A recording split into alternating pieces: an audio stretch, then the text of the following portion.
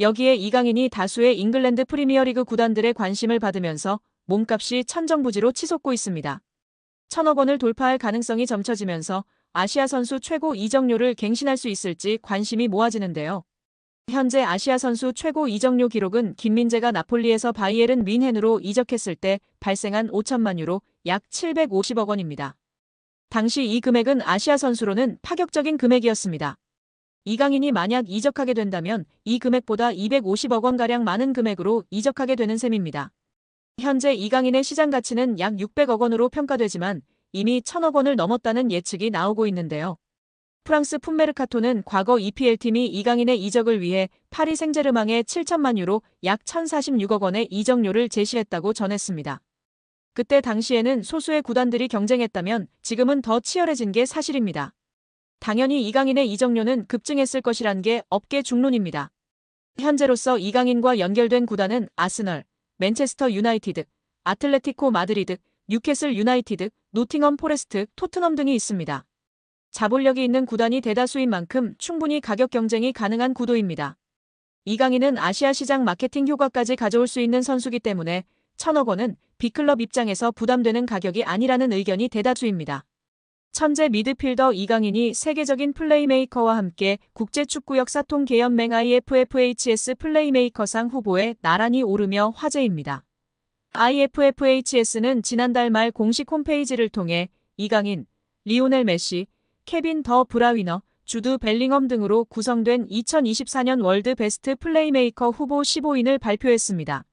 월드 베스트 플레이메이커상은 통계연맹이 2006년부터 매년 세계 축구를 빛낸 최고의 플레이메이커에게 수여하는 상으로 수상자에겐 황금공 트로피가 수여됩니다. 세계 축구 전문가의 투표로 최종 수상자를 선정하며 통상 연말에 수상자를 발표하는데요. 역대 수상자 면면은 화려합니다. 메시가 통산 최다인 5회 수상했고 사비 에르난데스가 4회, 더 브라위너가 3회, 안드레스 이니에스타가 2회 수상하며 메시의 뒤를 이었습니다.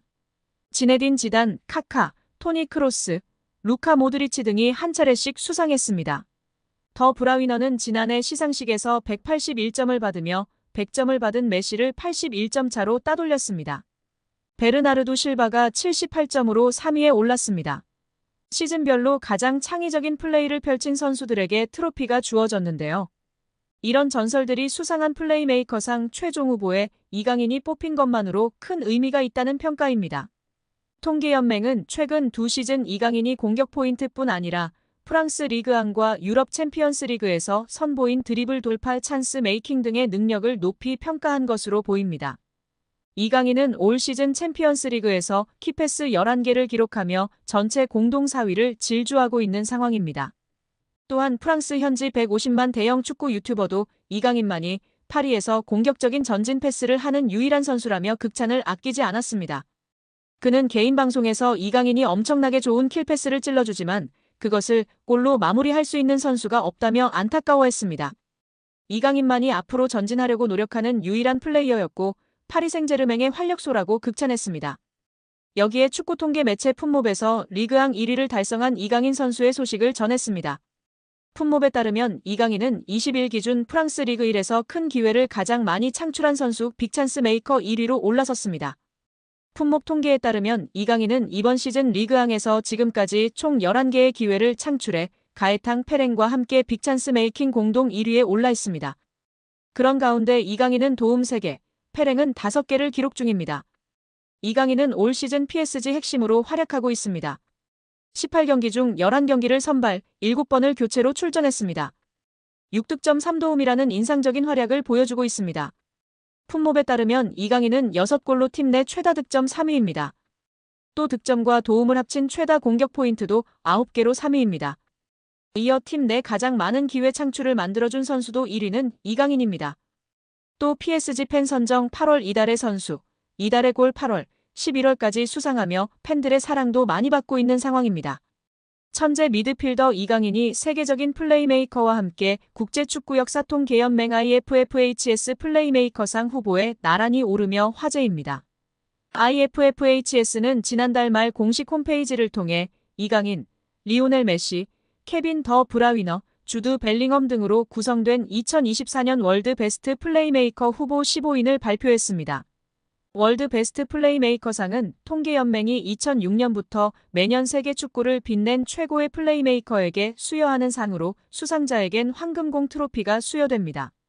세계 축구 전문가의 투표로 최종 수상자를 선정하며 통상 연말에 수상자를 발표하는데요. 역대 수상자 면면은 화려합니다. 메시가 통산 최다인 5회 수상했고 사비 에르난데스가 4회, 더 브라위너가 3회, 안드레스 이니에스타가 2회 수상하며 메시의 뒤를 이었습니다. 지네딘 지단, 카카, 토니 크로스, 루카 모드리치 등이 한 차례씩 수상했습니다. 더 브라위너는 지난해 시상식에서 181점을 받으며 100점을 받은 메시를 81점 차로 따돌렸습니다. 베르나르도 실바가 78점으로 3위에 올랐습니다. 시즌별로 가장 창의적인 플레이를 펼친 선수들에게 트로피가 주어졌는데요. 이런 전설들이 수상한 플레이메이커상 최종 후보에 이강인이 뽑힌 것만으로 큰 의미가 있다는 평가입니다. 통계연맹은 최근 2시즌 이강인이 공격 포인트뿐 아니라 프랑스 리그1과 유럽 챔피언스 리그에서 선보인 드리블 돌파 찬스 메이킹 등의 능력을 높이 평가한 것으로 보입니다. 이강인은 올 시즌 챔피언스 리그에서 키패스 11개를 기록하며 전체 공동 4위를 질주하고 있는 상황입니다. 이강인이 전 세계 2001년생 선수 중 프로 경험이 가장 많은 선수 중 한 명인 것으로 나타났습니다. 국제축구연맹 피파 산하 국제스포츠연구센터 CIES는 16일 2001년생 이후 선수 중 프로 경기 출전 경험이 많은 선수들을 조사해 발표했는데요.